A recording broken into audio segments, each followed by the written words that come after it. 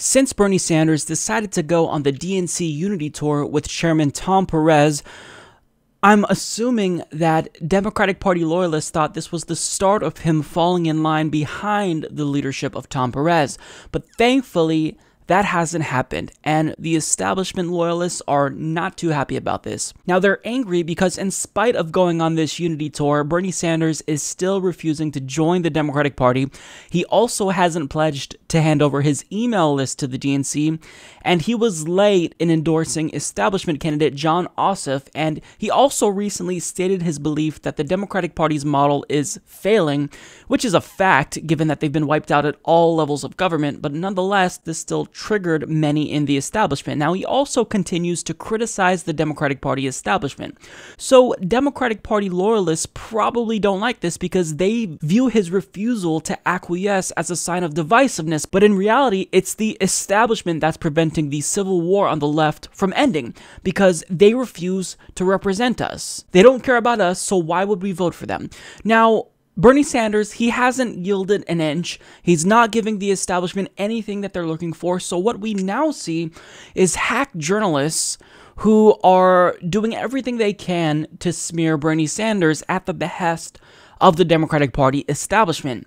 So first, the Washington Post claims that Bernie Sanders' behavior is, quote, strange, and this is because he's not really committed to coming together with the Democratic Party, according to this author. Now, the article also lambasts him because he decided to endorse Heath Mello instead of Jon Ossoff. Now, unfortunately for this author, Bernie actually did end up endorsing Ossoff shortly after, so a big portion of this author's criticism of Bernie became moot once that happened. But additionally, pro-Clinton news outlet Slate decided to also attack Bernie Sanders because of his podcast. Now, this came seemingly out of nowhere, and it was just honestly odd to me. So, if you all didn't know, Bernie Sanders recently launched a podcast, and it skyrocketed to the #2 spot on iTunes. In spite of its popularity, journalist Adam Ragusa wrote an article titled "Bernie Sanders' new podcast is a hit on iTunes. Also, it's awful." And he goes on to call the podcast intellectually lazy and technically incompetent. And he likens Bernie Sanders to, get this, Hugo Chavez, because he's saying that Bernie Sanders having a podcast is akin to state-run TV. Now, the author then goes on to spend a good amount of time criticizing the microphone quality that Bernie Sanders has and whatnot. And overall, I read through this article and I couldn't help but think, what's the point of this? The article is essentially pointless. There's no real reason that you would publish this if you're a so-called journalist unless you were just looking for any reason to attack Bernie Sanders, and that is what this hack party loyalist decided to do. Now, in addition to just, criticizing Bernie Sanders for no good reason, we are now looking at arguments against Bernie Sanders that are reminiscent of the 2016 primary, because there are some journalists that are going out of their way to smear Bernie Sanders in the worst way. They're now implying that he is a sexist and that he's racially insensitive. And he's also homophobic and he's a white male, so that's bad. So for example, in an article for The Root titled "What Happened to Your Revolution, Bernie Sanders?", Preston Mitchum writes, "I never got a tingling sensation when Sanders announced his presidential candidacy 2 years ago.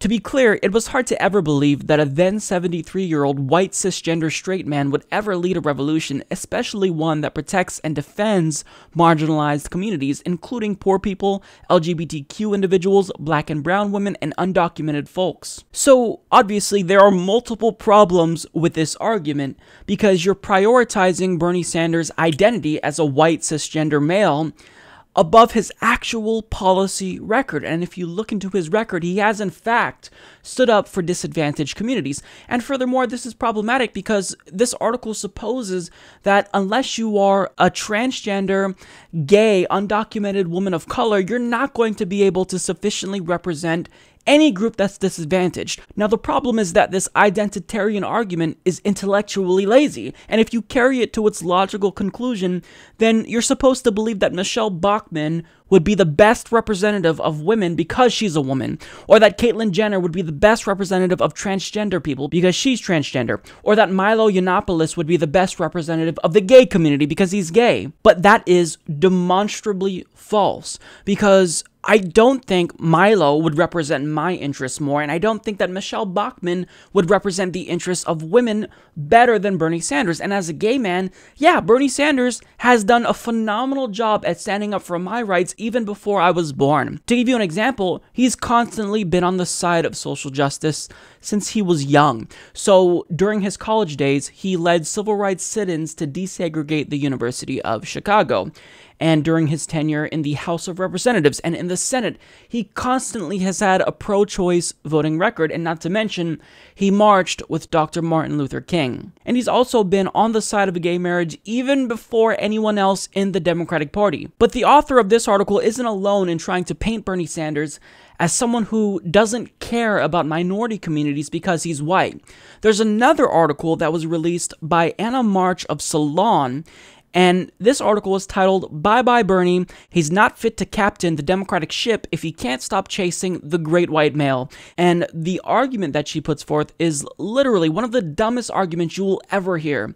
She states economic populism and what are commonly erroneously and dismissively referred to as social issues, such as reproductive rights, immigration reform, and civil rights for people of color, those who have disabilities, people of all faiths, LGBT people, and women, are indivisible. Sanders routinely demonstrates his own lack of progressive values by dividing them. I want to stop right here because what this author is asserting is that Bernie Sanders continuously disaggregates economic issues from issues of social justice, and you can't do that because these are two issues that are inextricably linked together. They can't be separated. Now, I agree with this premise. However, the problem is that Bernie Sanders doesn't divide economic and social justice issues. In fact, here's an example of how he talked about economic issues and how they relate to marginalized communities. And that while real unemployment is close to 11%, youth unemployment has reached tragic proportions. Today in America, for those young people 17 to 20, those kids who have graduated high school or have dropped out of high school, if they are white, youth unemployment is 33%. If they are Hispanic, youth unemployment is 36%. If they are African American, youth unemployment is 51%.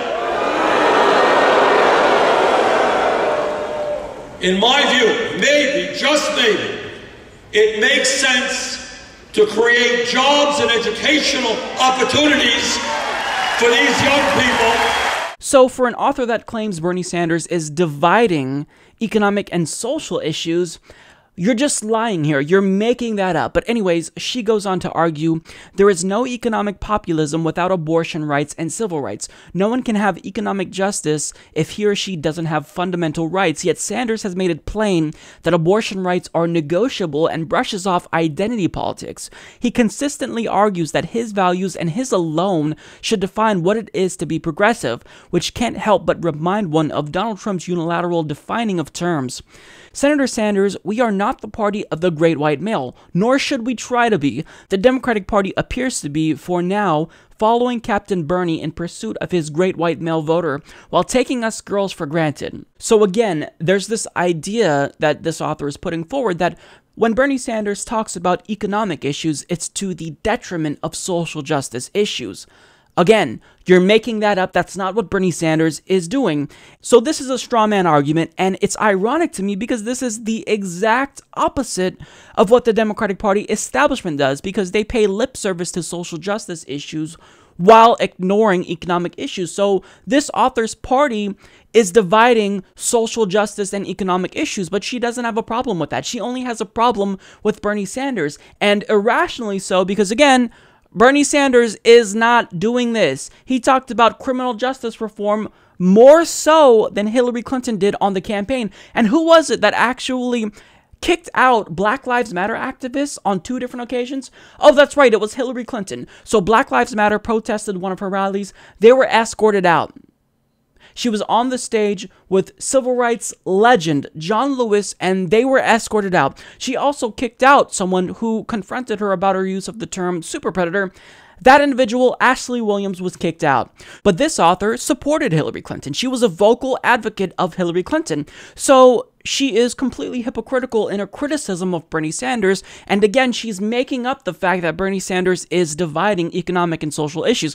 Now, the problem I have with this argument, the problem that I have with the Democratic Party basically exploiting identity politics, because that's exactly what they're doing, they are exploiting identity politics, is that this is what they're telling me. So as someone who is from the LGBT community, I'm a gay man, they're telling me that they're willing to stand up for my right to marry. However, when it comes to people in my community going bankrupt because of, health insurance costs and having medical emergencies, well, they're okay with that. They can't get on board with that aspect because their health insurance donors don't want them to. So they're willing to acknowledge one portion of our humanity, but deny another portion of it. And I find that incredibly contradictory. I mean, as a human being, I'm a full package. So if you want me, then you need to support all aspects of my identity. And my identity is not just gay person. It's also a person who wants healthcare, who wants education, who wants a job. So I find this incredibly insulting, and it's just a problematic argument. And let's all be honest here.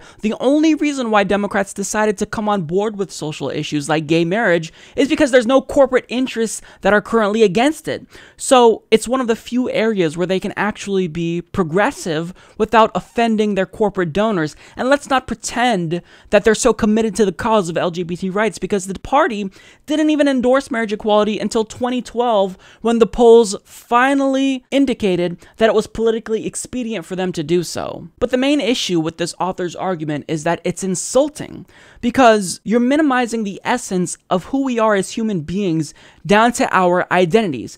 And it's the crux of what's wrong with the Democratic Party's exploitation of identity politics, because they use it as a shield against class concerns that impact people of all colors. Now, furthermore, this author claims that the Democratic Party should not become the party of, quote, the great white male, and that's what Bernie Sanders wants it to be. Actually, it's the complete opposite. Bernie Sanders is literally trying to move them away from being the party of the great white male. Because let me ask you this question, Anna, who's the author of this article. Who is it that currently funds and controls the Democratic Party? Large multinational corporations. Another question for you, Anna. Who is in control of these large multinational corporations? It's the great white male. So what Bernie Sanders is literally trying to do is facilitate the shift away from the great white male, and he's trying to make the Democratic Party the party of white males. Normal white males, working class white males, working class black males, and black females, and everyone. He's trying to make it the party of the people, so that way they look out for us and not their donors. But you somehow have a problem with that because you don't think he pays attention, or at least pays lip service to the extent that the Democratic Party does, to social issues. But again, you're being exploited by the party. They're trying to make you think that they care about LGBT rights when they don't give a damn. And another thing, this argument is inherently discriminatory, because she's saying the Democratic Party should not be the party of the great white male. And of course, we all agree with that. It should be a party that's inclusive. But in arguing for inclusivity, what she's saying is technically discriminatory, because if you substitute great white male with great black male or great black female, if you substitute white male with any other group, it sounds discriminatory. It sounds like you're not trying to be inclusive of everyone. And the whole point of the Democratic Party, I mean, it's in their name, is democracy. It's supposed to be a pluralistic party where they take into account the voices of everyone and diversity. But this author doesn't want the Democratic Party to cater to white males, because apparently they're the devil. And since Bernie Sanders is a straight white cisgender male, apparently he's the devil and he doesn't care about African Americans. But her candidate, when she was young, she was campaigning for Barry Goldwater, while Bernie Sanders, when he was young, was marching with Dr. Martin Luther King.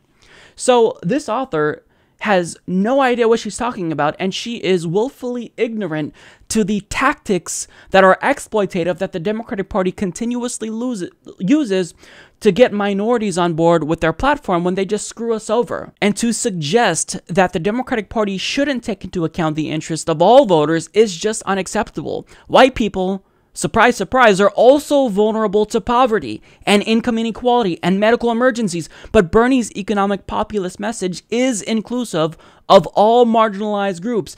And he's been a consistent ally to disadvantaged communities, unlike Hillary Clinton, the person who this author voted for.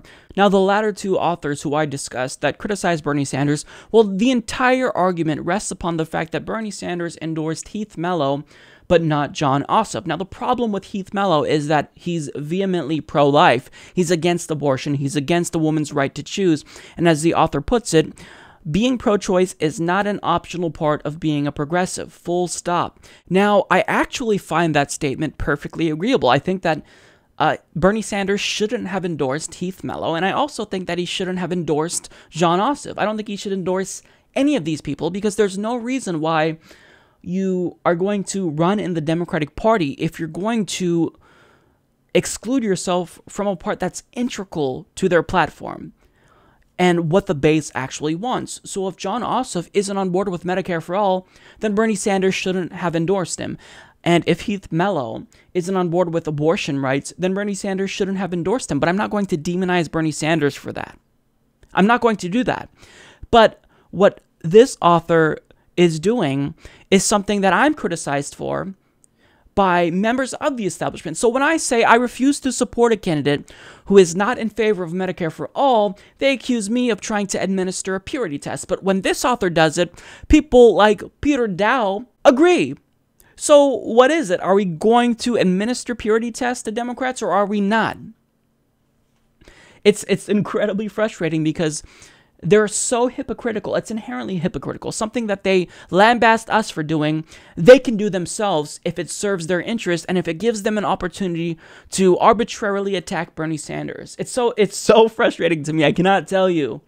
Now, the overall problem with these two arguments, that Bernie Sanders, because he's a white straight male, he just doesn't cater to the needs of marginalized minorities, and he only has the support of white males, it just falls flat on its face. So Resistance Report explains a survey conducted by Harvard University and the Harris poll disproves the Bernie bro trope with hard numbers. According to the survey results, which were conducted among 2,027 registered voters between April 14th and April 17th, 2017, Sanders is actually more popular among women, African Americans, Hispanics, and Asian Americans than white people and men. So when you look at the numbers, Bernie Sanders has a higher approval rating among women and minorities than whites and males. So this entire argument right here, disproven by hard numbers.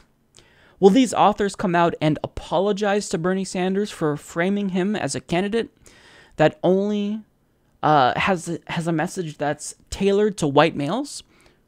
Or will they continue to carry on with this bullshit narrative that somehow Bernie Sanders is sexist and racially insensitive when Hillary Clinton was willing to compromise on abortion, when Hillary Clinton selected a VP candidate that was pro-life? His views are similar to Heath Mello's, who Bernie Sanders endorsed. Will Anna Murch come out and apologize to Bernie Sanders because she's now wrong? She won't. Because they want to smear Bernie Sanders because they want to make sure that the Democratic Party just continues to exploit women and LGBT people and people of color and pays lip service to their issues once every 4 years. But once the election goes away, then, talk of criminal justice reform just completely evaporates. It vanishes. I find that unacceptable. Bernie Sanders is the one candidate who's been consistent in linking economic issues to social justice issues, and he's the one candidate that continues to talk about issues like criminal justice reform. He's continuously stood up for my rights as a gay American.